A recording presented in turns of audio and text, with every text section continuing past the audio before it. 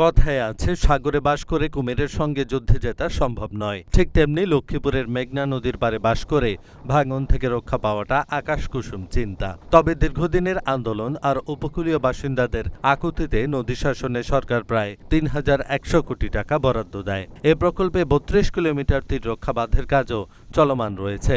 তবে কবে নাগাদ এই কাজ শেষ হবে তা নিয়েই যত জল্পনা কল্পনা। এদিকে নদীর অব্যাহত ভাঙন ছাড়াও একের পর এক প্রাকৃতিক দুর্যোগ গিলে খাচ্ছে উপকূলের বহু মানুষের স্বপ্ন। সর্বশেষ ঘূর্ণিঝড় রেমাল রেখে গেছে ক্ষতচিহ্ন। তবুও তীররক্ষা বাঁধের চলমান প্রকল্পটিকেই আঁকড়ে ধরে সুখ খুঁজছেন উপকূলের বাসিন্দারা। কবে নাগাদ শেষ হবে নির্মাণ কাজ, কবে ফিরবে উপকূলের সুখ, সেই আশায় দিন গুনছেন স্থানীয়রা।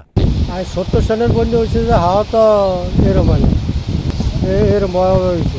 ৭০ সনের বন্যার সময় এরম আগে কাণ্ড কি মনে গাছগুলি মতো ফুলের মতো টান দিয়ে উঠে এলেছে।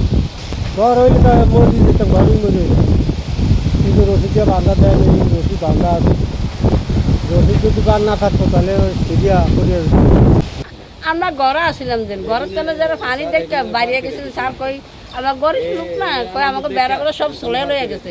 বাতাস এবারে এক জাপাইয়া কাট করে চিট করে হালে দেয়। প্রায় খারিয়ে রয়েছি উঠানো যেন পানি কমছে মানে যে ঘরের ল্যাব টুসুক সব লয়ে গেছে যে এই কাপড় ভিজে না কাপড় ভিজে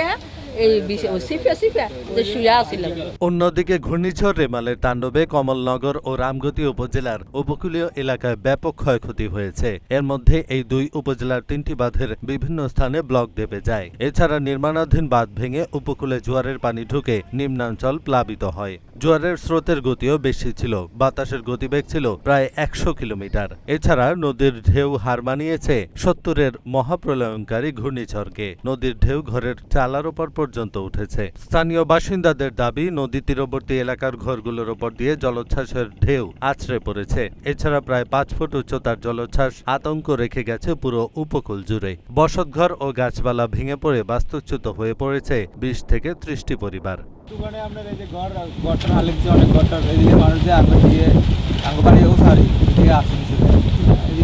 অনেক দোকানপাট গেছে আমরা রাস্তার ঘর অনেকজনের ঘর ভাইকে পড়ে গেছে।